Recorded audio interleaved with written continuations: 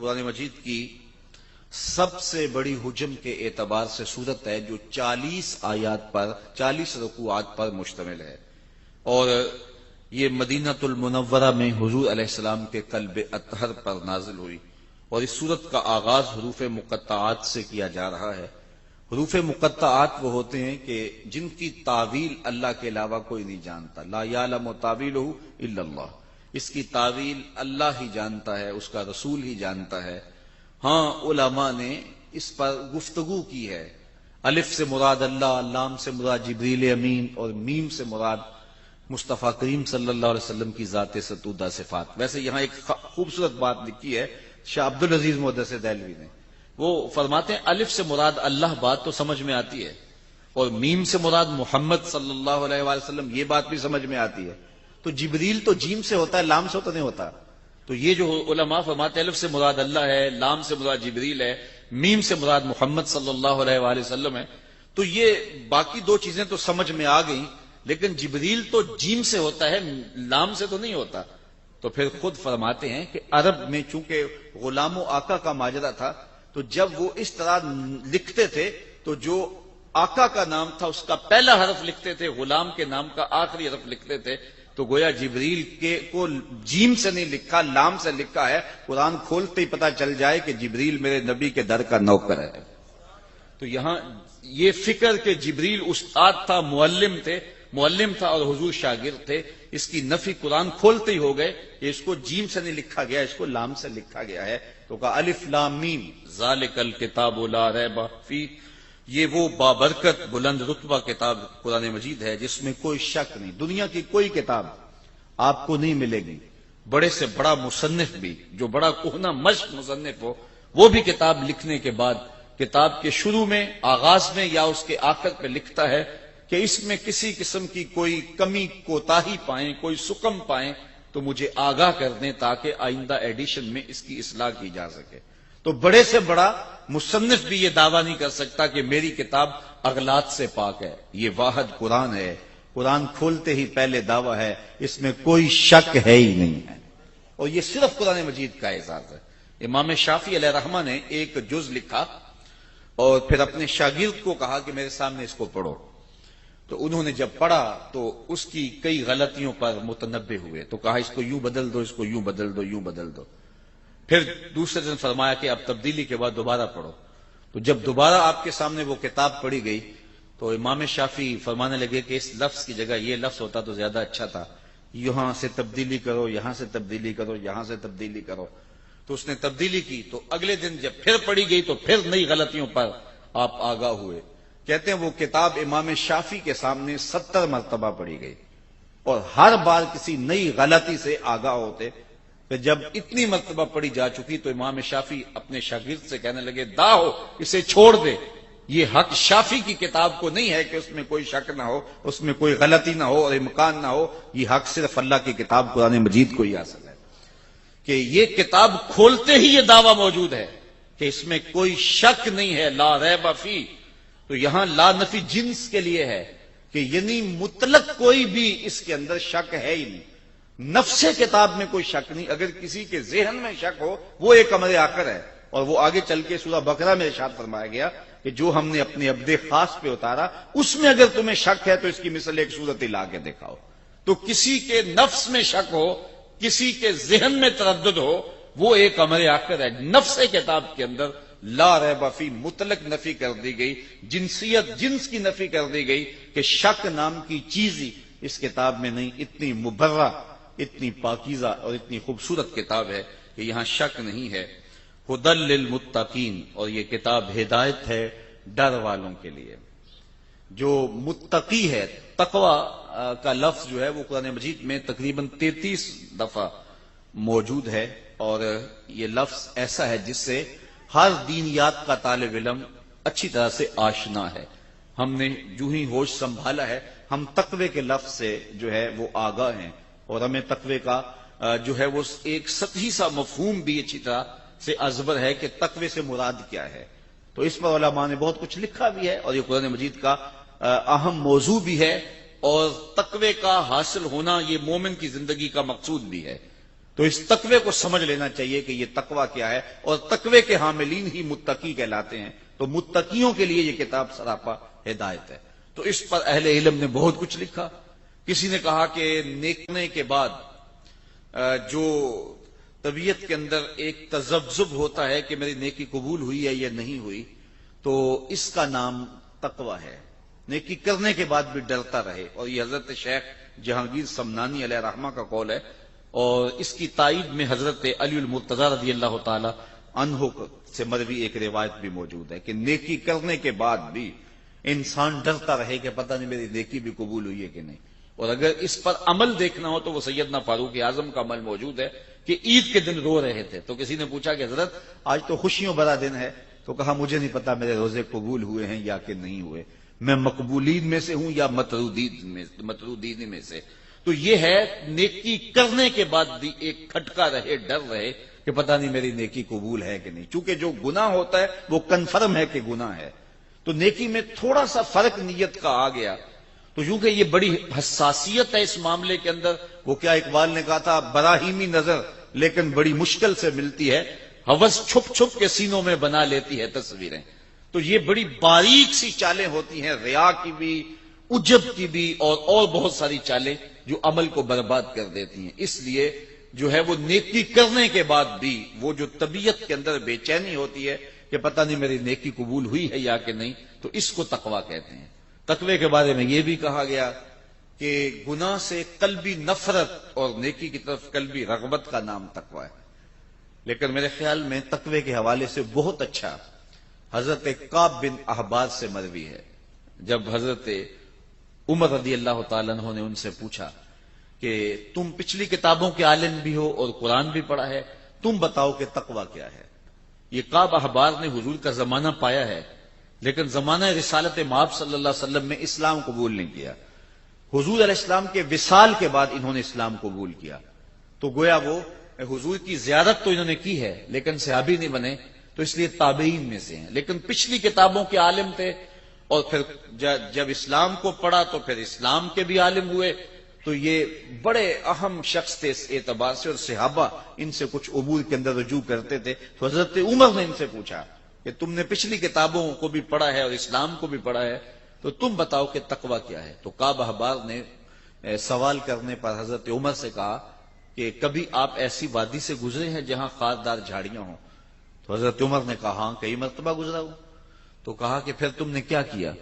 تو حضرت عمر نے کہا کہ میں نے کپڑے سمیٹ لیے کہ جھاڑیوں سے گزر رہا ہوں، کو کانٹا میرے دامن سے الجھ نہ جائے اور میرا لباس تار تار نہ ہو جائے۔ تو حضرت کعب احبار کہنے لگے فضا کا تقوی بھی یہی ہے کہ دنیا سے یوں گزر جاؤ کہ کوئی کانٹا تمہارے دامن سے الجھ نہ جائے اور تمہیں داغدار نہ کر دے۔ گناہوں سے بچ بچ کے زندگی گزارنے کا نام تقوی ہے۔ تمام عمر طوفان سے کھیلتے گزری، نیا کے ڈوبنے کا ڈر بھی رہا۔ تو ساری زندگی یوں ہی گزرتی ہے، اور مومن وہ صوفیہ فرماتے دنیا میں اس طرح رہو جس طرح کشتی پانی میں رہتی ہے، پانی میں رہتی ہے لیکن اپنے اندر پانی نہیں آنے دیتی۔ کشتی پانی میں رہے تو خیر ہے، لیکن پانی کشتی میں آ جائے تو کشتی کو لے ڈوبتا ہے۔ تم دنیا میں رہو، دنیا تمہارے اندر نہ رہے۔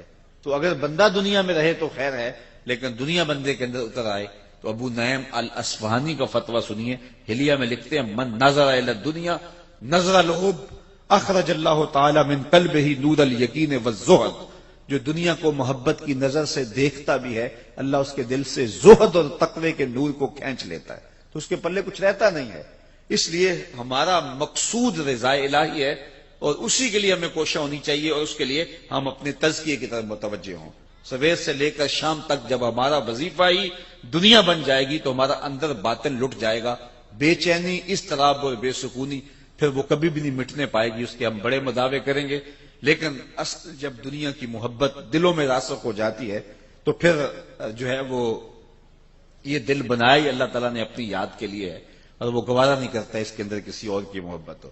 تو صوفیہ نے یہ بڑا خوبصورت نسخہ دیا کہ دنیا میں اس طرح رہو جس طرح کشتی پانی میں رہتی ہے، پانی میں رہے گی، خود بھی تیرے گی، اوروں کو بھی ترائے گی، لیکن پانی اگر اندر آ گیا تو باقیوں کو بھی لے ڈوبے گی اور خود بھی ڈوب جائے گی۔ تو اس لیے تقوی یہ ہے کہ انسان جو ہے وہ دنیا کے اندر حزم و احتیاط کے ساتھ زندگی گزارے، اس کے دامن سے گناہ کا کوئی جو ہے وہ کانٹا نہ الجھے جو اس کے دامن کو تار تار کر دے۔ تو جو متقی ہیں اللہ تعالیٰ نے قرآن مجید کو سراپا ہدایت ان کے لیے بنایا ہے۔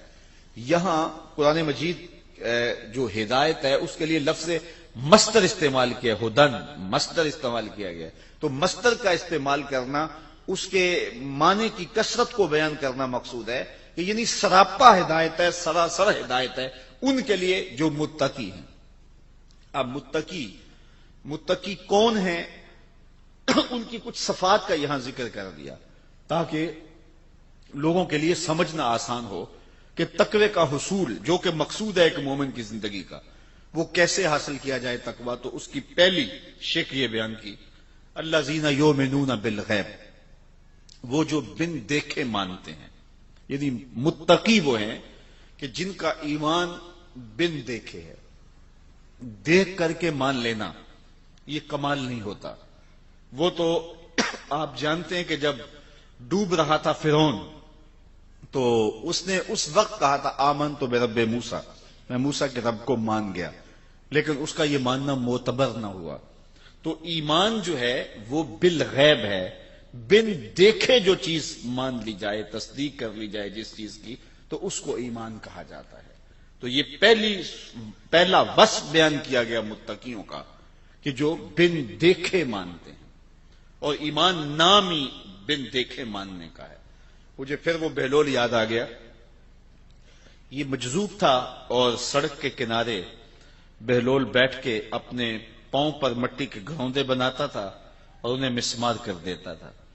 یہ جس طرح بچے کو گلی میں ریت پھینک جائیں تو وہ اپنے پاؤں پہ گھروندے بنا کے ان کے گرا دیتے ہیں، تو یہ بھی اسی شغل میں لگا ہوا تھا۔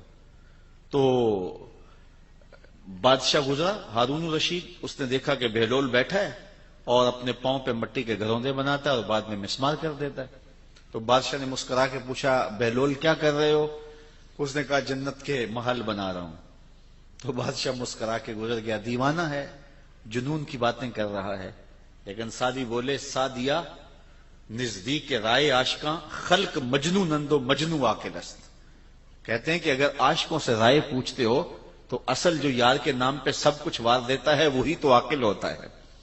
تو خیر بادشاہ نے کہا کہ ٹھیک ہے کوئی جنونی باتیں ہیں، بادشاہ گزر گیا۔ پیچھے ملکہ زبیدہ آ رہی تھی، اس نے دیکھا بہلول مٹی کے گھروندے اپنے پاؤں پہ بناتا ہے، مسمار کر دیتا ہے۔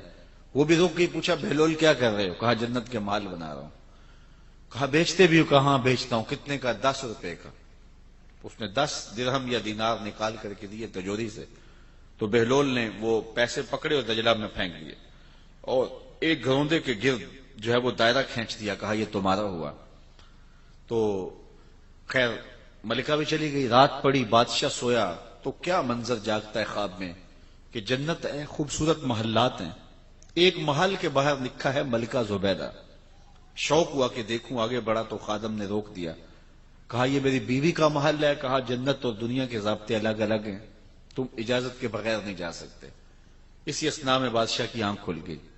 جب آنکھ کھلی تو بے چین ہو گیا، اس نے اپنی بیوی کو جگایا، بیدار کیا، کہا کہ میں تیرے نام کا جنت میں یوں محل دیکھا ہے، تو نے کون سا کوئی خاص نیک عمل کیا ہے؟ اس نے کہا وہی معمول کی نمازیں روزے، کوئی خاص عمل تو نہیں ہے کہ جو میں نے کیا۔ ہاں مجھے یاد پڑا، کل میں گزر رہی تھی، دجلہ کا کنارہ تھا، دنیا جسے مجنون کہتی ہے، وہ بہلول وہ مٹی کے گھروندے بناتا تھا اور کہتا تھا یہ جنت کے محل ہیں۔ 10 درہم میں ایک گھروندہ میں نے خرید لیا تھا۔ میں نے کہا 10 درہم کیا ہوتے ہیں؟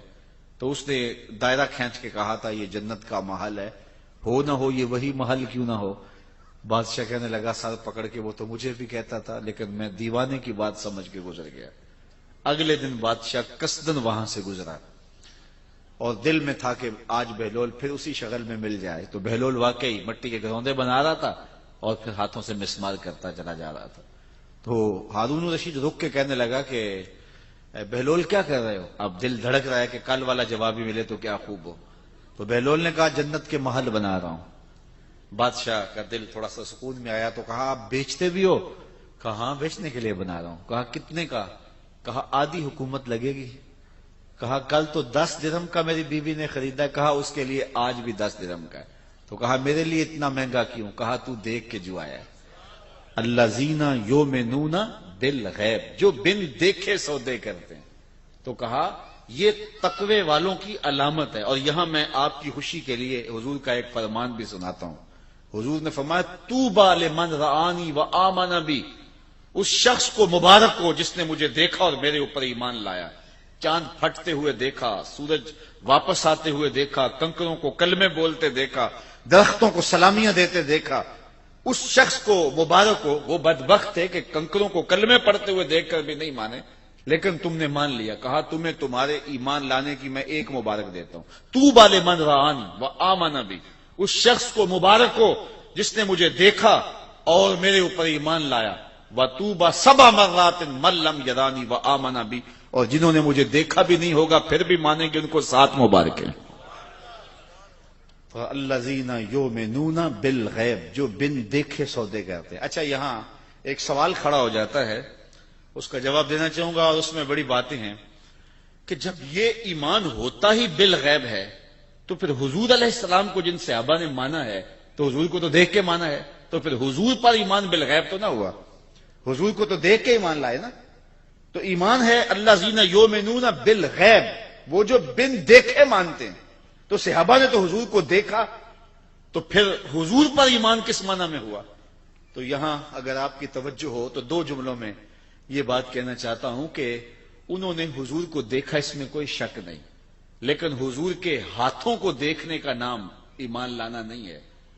ہاتھوں میں ید اللہ کی طاقت کو ماننے کا نام ایمان ہے، اور وہ غیبی وصف ہے. آنکھوں کو ماننے کا نام ایمان نہیں ہے، آنکھوں میں ما ذات کی قوت کو ماننے کا نام ایمان ہے. سینے کو ماننے کا نام ایمان نہیں ہے، سینے میں علم نشرہ کے جلووں کو ماننے کا نام ایمان ہے. بازوؤں کو ماننے کا نام ایمان نہیں ہے. وہ تو ابو جہل بھی جانتا تھا یہ بازو ہیں، لیکن بازو میں ما رمیت کی طاقت کو ماننے کا نام ایمان ہے. اسی طرح کانوں کو ماننے کا نام ایمان نہیں ہے، کانوں کی سماعتوں کو ماننے کا نام ہے. انی ارا ما لا ترون واسمع ما لا تسمعون، کہا جو میں دیکھتا ہوں تم نہیں دیکھتے، جو میں سنتا ہوں تم نہیں سنتے ہو. ان قوتوں کو ماننے کا نام ایمان ہے. دوسرے لفظوں میں یوں کہہ لو کہ محمد بن عبداللہ کو ماننے کا نام ایمان نہیں ہے، محمد رسول اللہ کو نام ماننے کا نام ایمان. اور یہ اوصاف غیبیاں ہیں. تو حضور کو بھی جنہوں نے مانا تو حضور علیہ الصلوۃ والسلام کے وجود کو، بشرے کو، حضور علیہ الصلوۃ والسلام کی صورت کو انہوں نے گو دیکھا. لیکن ایمان ان غیبی صفات پر ہے جو دکھائی نہیں دیتی، اور ان غیبی صفات کو ماننا ہی کمال ہے. تو آج اگر کوئی رسول اللہ کو مانتا ہے لیکن حضور کے کمالات نہیں مانتا ہے تو پھر کس طرح اس کا ایمان معتبر ہوگا؟ ایمان تو بالغیب ہوتا ہے. تو رسول اللہ کے چہرے کو ماننے کا نام ایمان نہیں ہے، چہرے میں وجہ اللہ کے جلووں کو ماننے کا نام ایمان. تو جنہوں نے ظاہری طور پہ دیکھا ذرا ان کا رنگ بھی دیکھیے. یہ قرآن سے چلو اس بات کو طے کر لیتے ہیں. کچھ لوگوں نے دیکھا نا، لیکن خدا کہتا ہے نہیں دیکھا. ذرا غور کیجیے اس جملے پہ، وَتَرَاهُمْ يَنْظُرُونَ إِلَيْكَ وَهُمْ لَا يُبْصِرُونَ. کیا مرحلہ محبت ہے، اور کیا اللہ تعالیٰ نے جو ہے وہ کمال کر دی کہ فرمایا کہ وَتَرَاهُمْ يَنْظُرُونَ إِلَيْكَ. محبوب آپ ان کو دیکھ رہے ہیں، آپ ان لوگوں کو دیکھ رہے ہیں. وَتَرَاهُمْ آپ ان کو دیکھ رہے ہیں. کیا؟ يَنْظُرُونَ إِلَيْكَ، کہ یہ تمہیں دیکھ رہے ہیں. اے محبوب آپ ان کو دیکھ رہے ہو کہ یہ آپ کو دیکھ رہے ہیں، آپ ان کے دیکھنے کو دیکھ رہے ہو. وَهُمْ لَا يُبْصِرُونَ، میں خدا ہو کے کہہ رہا ہوں کہ یہ تمہیں دیکھ ہی نہیں رہے. ذرا غور تو کیجیے، ایک ہی آیت میں 3 باتیں کہی. وَتَرَاهُمْ يَنْظُرُونَ إِلَيْكَ وَهُمْ لَا يُبْصِرُونَ. محبوب آپ دیکھ رہے ہیں کہ یہ تمہیں دیکھ رہے ہیں، میں کہتا ہوں نہیں دیکھ رہے. ذرا اس پہ تھوڑی دیر کے لیے رک جائیے کہ یہ دیکھ رہے ہیں اور ان کے دیکھنے کو محبوب آپ دیکھ رہے ہیں، لیکن میں کہتا ہوں خدا ہو کے نہیں دیکھ رہے. اللہ اکبر. وَتَرَاهُمْ يَنْظُرُونَ إِلَيْكَ وَهُمْ لَا يُبْصِرُونَ. محبوب یہ دیکھ رہے ہیں، آنکھیں پھاڑ پھاڑ کے دیکھ رہے ہیں، لیکن میں کہتا ہوں نہیں دیکھ رہے. اس لیے کہ جنہوں نے تجھے اپنے جیسا دیکھا دیکھا ہی نہیں ہے. کول ہندیاں بھی کہیں اپنا نہ جانیا، دل والے آکھیا دلدار آ گئے. یار تبھی تو قبر میں سوال ہوتا ہے نا ابو جہل کو، من ربو کا ما دینوں کا ما کنت تقولو فی ھذا الرجل. حضور سامنے ہیں. ابو جہل کو سوال ہوتا ہے کہ حضور کے بارے میں، حضور سامنے ہے، ذرا توجہ فرمائیے گا، حضور سامنے ہیں. ابو جہل کو سوال ہوتا ہے ان کے بارے میں کیا کہتا ہے، یہ کون ہے؟ ابو جہل کو قبر میں سوال ہو رہا ہے، حضور سامنے ہے، پوچھا جاتا ہے یہ کون ہے، تو ابو جہل کیا کہتا ہے؟ ہے ہاتھ لا ادری، ہائے افسوس میں تو نہیں پہچانتا یہ کون ہے، مجھے تو نہیں پتا یہ کون ہے۔ یار اگر پتا نہیں ہے تو پتھر کس کو مارتا تھا، پتا نہیں ہے تو کانٹے کس کی راہوں میں بچھاتا تھا، پتا نہیں ہے تو دارالندوہ میں بیٹھ کے قتل کی سازش کس کے خلاف تیار کی ہے، کس کے اوپر اوجریاں ڈلواتا تھا۔ لیکن وہ کہتا ہے ہاتھ لا ادری، ہائے افسوس میں نہیں جانتا۔ ساری زندگی آنکھیں پھاڑ پھاڑ کے دیکھتا رہا، آج قبر میں حضور سامنے ہیں، سوال ہوتا ہے بتا یہ کون ہے، وہ کہتا ہے ہاتھ لا ادری، ہائے افسوس میں نہیں جانتا۔ 14 صدیاں گزرنے کے بعد غازی ممتاز قبر میں اترتا ہے، فرشتے پوچھتے ہیں غازی بتا یہ کون ہے، تو غازی کہتا ہے پیچھے ہٹو، پہلے پائے ناز کو چوم تو لینے دو، میں تو مر کے پہنچا ہوں یہاں اس دل ربا کے واسطے، یہ تو بخت سور گئے کہ میری قبر میں آئے وہ میرے مزار پہ گھونگٹ اتار کے، آئے وہ میرے مزار پہ گھونگٹ اتار کے، مجھ سے نصیب اچھے ہوئے میرے مزار کے، یہ تو بخت سور گئے کہ وہ میری قبر پہ آئے، پیچھے ہٹو پہلے مجھے پاؤں تو چوم لینے دو۔ ساری زندگی تو میں نعتیں ہی ان کی پڑھتا رہا، میں تو ذکر ہی ان کا کرتا رہا، پھانسی کا پھندا چوم کے میں نے ایسے ہی گلے میں تو نہیں ڈالا تھا، میں نے اس لیے سب کچھ قربان کیا تھا کہ ان کا دیدار نصیب ہو جائے۔ سوال کھڑا ہو گیا، جس نے ساری زندگی دیکھا وہ کہتا ہائے افسوس میں نہیں پہچانتا یہ کون ہے۔ اور 14 صدیوں کے بعد غازی علم الدین قبر میں اترتا ہے، عامر چیمہ قبر میں اترتا ہے، سوال ہوتا ہے کہ یہ کون ہے، تو کہتے ہیں پیچھے ہٹو پہلے پائے ناز چوم لینے دو۔ جس نے دیکھا وہ پہچانتا نہیں، جس نے نہیں دیکھا وہ پہچان رہا ہے، تو اس کا سبب کیا؟ تو صاحب و سبب یہ ہے، اقبال کہتا ہے در دل مسلم مقام مصطفیٰ آبروئے ماز نام مصطفیٰ، مومن کے دل میں ڈیرے حضور کے ہوتے ہیں، اور اس کی آنکھوں نے دیکھا تھا، اس کے دل نے نہیں دیکھا تھا۔ ابو جہل کی آنکھوں نے دیکھا تھا اور رب نے نفی کر دی، وَتَرَاهُمْ يَنْظُرُونَ إِلَيْكَ، محبوب یہ آنکھیں پھاڑ پھاڑ کے دیکھ رہے ہیں اور آپ ان کے دیکھنے کو دیکھ رہے ہو، وَهُمْ لَا يُبْصِرُونَ، میں خدا ہو کے کہہ رہا ہوں یہ نہیں دیکھ رہے، اس لیے کہ انہوں نے دیکھا ہی نہیں۔ تو حضور کے بازوؤں کو ماننے کا نام ایمان نہیں، بازو میں مارمیت کی طاقت کو ماننے کا نام ایمان ہے، تو وہ غیبی صفات کو ماننے کا نام ایمان ہے۔ تو یہ اگرچہ 14 صدیوں کے فاصلے پہ تھے، انہوں نے وہ بازو نہیں دیکھے، بازوؤں کی قوت کو تو مانا ہے نا، تبھی تو کھڑے ہو کے پڑھتے تھے، جس کو بارے دو عالم کی پرواہ نہیں، ایسے بازو کی قوت پہ لاکھوں سلام۔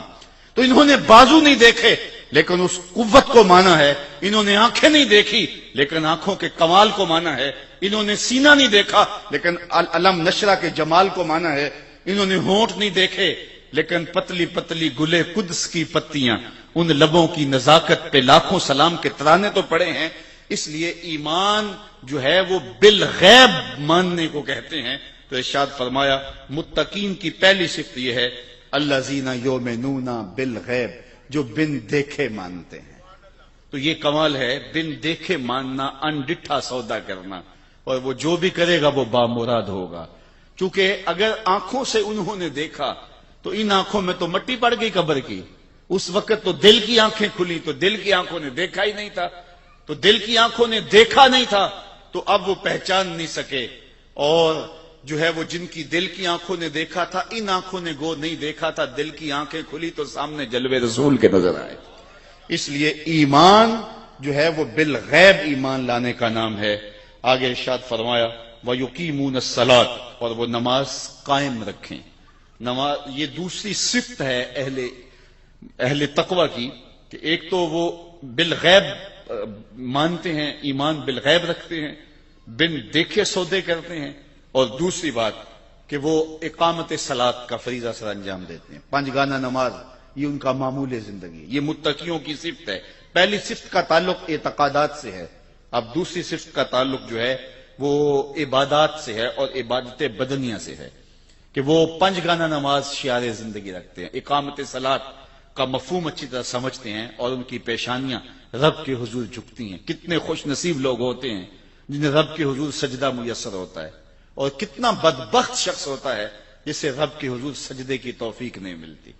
یا صبح کے وقت چڑیاں بھی اپنے گھونسلوں سے نکل کے رب کی تسبیح بول رہی ہوتی ہیں، اور حشرات الارض بھی بلوں سے باہر نکل کے رب کی پاکی کے ترانے پڑھ رہے ہوتے ہیں، اور وہ کتنا بد نصیب ہوتا ہے جو اس وقت نیند کے خراٹوں میں ہوتا ہے۔ آغاز اللہ کے حضور سجدے سے کیجئے، پھر دارین کی عزتیں تمہیں مقسوم کرے گا. آگے فرمایا وَمِمَّا رَزَقْنَاهُمْ يُنْفِقُونَ، اور ہم نے جو ان کو عطا کیا اس سے وہ خرچ کرتے ہیں. یہ عبادت مالی ہے، یعنی پہلے عبادت بدنیہ کا ذکر تھا صلاۃ سے، اب عبادت مالیہ کا ذکر کیا کہ وہ اپنے مال کو راہ خدا کے اندر خرچ کرتے ہیں. جو بھی ہم نے انہیں دیا اس سے خرچ کرتے ہیں. ویسے علماء تفسیر نے لکھا ہے کہ یہاں سے صرف مال ہی مراد نہیں ہے، بلکہ کسی کو علم دیا تو علم خرچ کرتا راہ خدا میں، کسی کو صلاحیت سے نوازا گیا تو صلاحیت کو خرچ کرتا راہ خدا میں، اس کو جو بخشا گیا، اصل رسوخ دیا گیا ہے، اس کو جو ہے وہ صلاحیت دی گئی ہے، اس کو علم کا نور دیا گیا ہے، اس کو جو بھی دیا گیا ہے اس کو راہ خدا میں خرچ کرتا ہے. لیکن عمومی طور پہ یہاں سے مال مراد لیا گیا ہے کہ اللہ نے اس کو جو دیا ہے اس سے وہ خرچ کرتا ہے، یعنی اللہ کے دیے سے خرچ کرتا ہے. یہ اس کا رنگ ہے، یہ اس کی کرم نوازیاں ہیں کہ وہ خود دے کے کہتا ہے میری راہ میں خرچ کرو، بلکہ وہ خود دے کے کہتا ہے کون ہے جو مجھ کو قرض حسنہ دے، یعنی خود عطا کرتا ہے اور پھر خود کہتا ہے مجھے قرض حسنہ دو، میں تمہیں اچھے طریقے سے لوٹاؤں گا. اور دینے والوں نے بھی راہ خدا میں جب دیا تو حد کر دی. ابو دہدا ایک صحابی ہیں، جب یہ آیت تھی نا من ذا الذی یقرض اللہ قرضا حسنا، کہ کون ہے جو اللہ کو قرض حسنہ دے، تو انہوں نے حضور کا ہاتھ پکڑ لیا اور کہا حضور کیا اللہ نے واقعی ہم سے قرضہ مانگا ہے؟ تو حضور نے فرمایا ہاں ابو دہدا، اللہ نے واقعی ہم سے قرضہ مانگا ہے. تو وہ حضور کمایا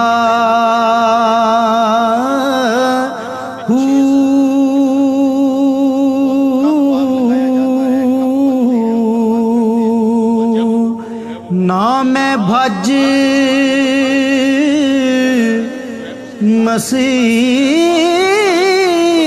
مسیتی وڑیا نا تسبا. تو 600 کھجوروں کے درخت، تو انہوں نے حضور کا ہاتھ پکڑا اور باغ کے قریب لے گئے اور کہا حضور کیا اللہ نے واقعی ہم سے قرضہ مانگا ہے؟ تو حضور نے پھر فرمایا ہاں اللہ نے واقعی قرض مانگا ہے. تو کہا پھر اس سودے کے آپ گواہ بن جائیں، یہ باغ میں نے اللہ کو قرضے میں دے دیا. وہ 600 باغ، 600 کھجوروں پر مشتمل باغ، ان کی رہائش بھی اس باغ کے اندر تھی. اب اندر نہیں جا رہے، باہر ہی کھڑے ہو گئے اور اپنی بیوی کو آواز دی یا امت دہدا اخرجی، اے دہدا کی امی ذرا باہر آ جا، یہ باغ اب ہمارا نہیں رہا، ہم نے اللہ کو دے دی ہے. اچھا وہ حضور کے درس گاہ کے پڑے ہوئے لوگ کیسے خوش نصیب تھے. اس خاتون نے یہ نہیں کہا کہ ابو دہدا کیا غضب ڈایا ہے، بچوں کو لے کے کدھر جائیں. اس نے جلدی جلدی سامان سمیٹا، بچوں کو باہر لیا اور حضور کے سامنے آ کھڑی ہوئی اور ابو دہدا سے مخاطب ہو کہنے لگی یا ابا دہدا رابحہ بیعو کا، اے ابو دہدا تو نے بڑا ہی نفع والا سودا کر لیا ہے، تو نے بڑا ہی نفع والا سودا کر لیا ہے. وہ بابا اشفاق مرحوم نے کہا تھا کہ اللہ کی راہ میں دو، تم نے اللہ کے دیے ہوئے سے دینا ہے، کون سا اپنی طرف سے دینا ہے. تو کہا وَمِمَّا رَزَقْنَاهُمْ يُنْفِقُونَ، جو ہم نے دیا اس سے وہ خرچ کرتے ہیں. اللہ کے دیے سے جب وہ راہ خدا میں خرچ کرتے ہیں. میرے والد گرامی فرمایا کرتے تھے ہمارے دیہاتوں میں، شاید آپ کے یہاں بھی ہو، پہلے کنویں ہوتے تھے جن سے پانی نکال کر کے ہم کھیتوں کو سیراب کیا کرتے تھے. بعد میں ان کی جگہ ٹیوبویل آ گئے تو وہ کنویں بند نہیں کیے گئے، دیر تک وہ موجود رہے ہیں. لیکن ان سے لوگوں نے فائدہ حاصل کرنا چھوڑ دیا اور وہ ٹیوبویل کے ذریعے سے پانی لینا شروع کر دیا. تو وہ کنویں بند نہیں ہوئے تھے، دیر تک وہ کنویں رہے. لیکن ہم جاتے تھے کنویں پر تو دور تک پانی نظر آتا تھا، بہت نیچے، اور وہ بھی گدلا میلا سا پانی. تو بزرگ فرمایا کرتے تھے کہ یہ کنویں جب تک فیض باہر دیتے تھے اللہ نیچے سے بھی انہیں سوتے دیتا تھا، اور جب انہوں نے باہر دینا چھوڑ دیا اللہ نے بھی دینا چھوڑ دیا. تو جب تم راہ خدا میں خرچ کرتے رہو گے اللہ تمہیں عطا کرتا رہے گا، اور جب تم دینا چھوڑ دو گے تو پھر تمہارے لیے بھی مشکلات کھڑی ہو جائیں گی. تو راہ خدا میں دینے سے مال گھٹتا نہیں ہے. حضور نے حضرت ابو کبشہ الانماری رضی اللہ تعالیٰ عنہ سے ایک روایت ہے، حضور نے 3 باتیں قسم کھا کے کہیں اور 4 باتیں بغیر قسم سے کہیں. اور جو 3 چیزیں حضور نے قسم کر کے کہیں ان میں سے ایک یہ تھی ما نقص مال عبد من صدقہ، کہ بندے کا مال صدقے سے نہیں گھٹتا. حضور فرمایا اس پر محمد قسم کرتا ہے، مجھ سے قسم لے لو کہ صدقے سے مال کم نہیں ہوتا. تمہارا کیلکولیٹر کہتا ہے کہ 100 سے اتنے دیے تو اتنے کم ہو گئے، لیکن وہ کہتا پھر حضور فرماتے ہیں مجھ سے قسم لے لو کہ صدقے سے مال کم نہیں ہوتا. دوسری بات حضور نے یہ ارشاد فرمائی کہ جب کوئی کسی کو معاف کر دے، حضور فرمایا مجھ سے ضمانت دے لو، میں قسم دیتا ہوں اس کی عزت میں فرق نہیں آتا. اور تیسری بات حضور نے فرمائی، جو بندہ سوال کرنے لگ جاتا ہے تو اس کی محتاجی ختم نہیں ہوتی۔ تو یہ تین چیزیں حضور نے اللہ کی قسم کر کے کہیں، تو کہا وَمِمَّا رَزَقْنَاهُمْ يُنْفِقُونَ، وہ اللہ کے دیے ہوئے سے خرچ کرتے ہیں۔ اور پھر اس کے بعد پھر اعتقاد کی بات آئی، وَالَّذِينَ يُؤْمِنُونَ بِمَا أُنزِلَ إِلَيْكَ وَمَا أُنزِلَ مِن قَبْلِكَ وَبِالْآخِرَةِ هُمْ يُوقِنُونَ، اور وہ ایمان لائیں اس پر جو محبوب تمہاری طرف اترا نازل ہوا اور جو آپ سے پہلے اتارا گیا اس پر ایمان لائے اور آخرت پر یقین رکھیں۔ یہ متقیوں کی صفات ہیں کہ حضور پر جو نازل ہوا، حضور سے قبل جو نازل ہوا، حضور سے بعد کے نزول کی بات نہیں کی، اور یہ ختم نبوت پہ دلیل ہے کیونکہ حضور کے بعد نزول کا سلسلہ رک گیا۔ تو کہا آپ سے پہلے نازل ہوا یا آپ پر نازل ہوا، اور یہ بات بھی ذہن نشین رکھیں کہ حضور پر صرف قرآن ہی نازل نہیں ہوا، قرآن کے علاوہ اور بھی حضور کے سینے پہ بہت کچھ نازل ہوا۔ سنن نسائی کی روایت ہے، حضور نے فرمایا انما اوتیت القرآن ومثلہ معہ، مجھے قرآن دیا گیا اور قرآن جتنے اور علوم بھی میرے سینے میں اتارے گئے۔ اور فرمایا کہ قرب قیامت میں کچھ لوگ موٹے پیٹ والے پلنگ کے اوپر بیٹھ کے کہیں گے کہ جی جی حلال وہی ہے جو اللہ نے حلال کیا، حرام وہی ہے جو اللہ نے حرام کیا۔ حضور نے ارشاد فرمایا مجھے قرآن اور قرآن جتنے اور علوم عطا کر دیے گئے، جس کو میں حلال قرار دے دوں وہ ایسی ہے جس کا اللہ نے حلال قرار دے دیا، اور جس کو میں حرام قرار دے دوں وہ ایسا ہی ہے جس کا اللہ نے حرام قرار دے دیا۔ حضور کو اللہ تعالیٰ نے اختیار فی شریعہ عطا فرمایا ہے، تو اس لیے فرمایا محبوب آپ پر جو بھی نازل ہوا، یہ صرف قرآن کی تخصیص نہیں ہے، اور پھر فرمایا جو آپ سے قبل نازل ہوا، نبیوں پر صحیفے اور کتابیں نازل ہوئیں، وَبِالْآخِرَةِ هُمْ يُوقِنُونَ، اور آخرت پر یقین رکھتے ہیں۔ آخرت پر حالانکہ پہلے ایمان کا ذکر ہو گیا تھا، یہاں آخرت کے یقین کو زیادہ جو ہے وہ وضاحت کے ساتھ بیان کیا گیا، وہ اس لیے کہ جو مشرکین تھے عقیدہ آخرت کے حوالے سے وہ تردد کا شکار تھے، توحید کے حوالے سے ان کا تصور تھا، اگرچہ جو ہے وہ اس کے اندر تعبیرات غلط کرتے تھے، اور رسولوں کے انتصاب کے حوالے سے جو ہے وہ انہیں معاملہ تھا، نفس رسالت کے منکر نہیں تھے، لیکن عقیدہ آخرت کا ڈٹ کے انکار کرتے تھے، اس لیے اس کو خاص طور پہ بیان کر دیا گیا اور لفظ یو کے نون کے ساتھ بیان کیا گیا کہ ان کا یقین بالکل کامل ہے۔ چونکہ جب قومیں یقین کامل سے تذبذب کی طرف لڑکتی ہیں تو پھر قومیں برباد ہو جاتی ہیں۔ علامہ اقبال نے ایک جگہ پہ کہا تھا کہ سن ہے تہذیب حاضر کے غلام، غلامی سے بدتر ہے بے یقینی۔ جب قومیں بے یقینی کی کیفیت میں چلی جاتی ہیں تو پھر ان کے پلے کچھ نہیں رہتا، وہ تذبذب قوموں کو مار دیتا ہے۔ اس لیے انہیں اپنے معتقدات پہ، اپنے عقائد پہ پختہ کامل اکمل یقین ہونا چاہیے، اور وہ یقین ان کی زندگی کے اندر، عمل کے اندر نکھار پیدا کرتا ہے۔ اولئک علی ھدی من ربہم، یہی وہ خوش بخت لوگ ہیں جو اللہ کی جانب سے ہدایت پر ہیں، واولئک ھم المفلحون، اور وہی لوگ مراد کو پہنچے ہوئے ہیں۔ ان آیات کے اندر اللہ تعالیٰ جل شانہ نے متقیوں کی صفت بیان کی، اور متقیوں کے لیے قرآن سراپا ہدایت ہے۔ اس کا یہ مطلب نہیں کہ قرآن باقیوں کے لیے ہدایت نہیں ہے، ایک ہے قرآن مجید کا سراپا ہدایت ہونا اور ایک ہے اس سے یہ ہدایت حاصل کرنا۔ قرآن مجید میں دوسرے مقام پہ فرمایا ھدی للناس، یہ تمام لوگوں کے لیے ہدایت ہے، جس طرح حضور سب لوگوں کے لیے نبی ہیں اور ساری انسانیت حضور کی امت ہے، لیکن اس کو امت دعوت کہتے ہیں، لیکن جنہوں نے حضور کی دعوت کو قبول کر لیا وہ امت اجابت کہلاتی ہے۔ تو ہم حضور کی امت اجابت ہے، اور جب امت کہا جاتا ہے تو امت اجابت مراد ہوتی ہے، لیکن یہ یہودی، یہ عیسائی، یہ بدھ مت، یہ دیگر جتنے لوگ ہیں یہ بھی میرے رسول کی امت ہیں، حضور ان کی طرف مبعوث کیے گئے ہیں، لیکن یہ امت دعوت ہے، انہوں نے دعوت کو قبول نہیں کیا۔ تو قرآن مجید جو ہے وہ تمام بنی نوع انسان کے لیے ہدایت کا سرچشمہ ہے، لیکن ہدایت حاصل کون کرتے ہیں؟ جن میں تقوی کی دولت ہے، اور تقوی کون رکھنے والے لوگ ہیں؟ جن میں یہ اوصاف ہیں، یہ خوبیاں ہیں کہ ایک تو ایمان بالغیب رکھتے ہیں، اور دوسرا جو ہے وہ 5 گانہ نماز کا اہتمام کرتے ہیں، اللہ کے دیے سے خرچ کرتے ہیں، اور ان کا اعتقاد رسول اللہ پہ جو نازل ہوا اور حضور سے قبل جو نازل ہوا پختہ ہے، اور یقینی اذعان اور ایمان کی دولت سے مالا مال ہیں، اور یہ ہدایت کی راہوں کے مسافر ہیں۔ اس کے بعد کفار اور پھر مسلسل 13 آیات میں منافقین کا تذکرہ ہے۔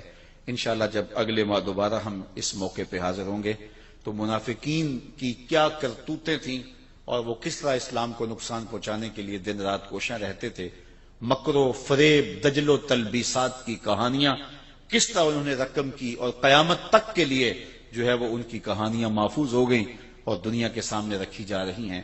اللہ تعالیٰ جل شانہ ہمیں کتاب رحمت سے جڑنے کی توفیق عطا فرمائے۔ وآخر دعوانا ان الحمد للہ رب العالمین۔ لوں دے وچ ذکر اللہ دا ہر دم پیا پڑھی وے،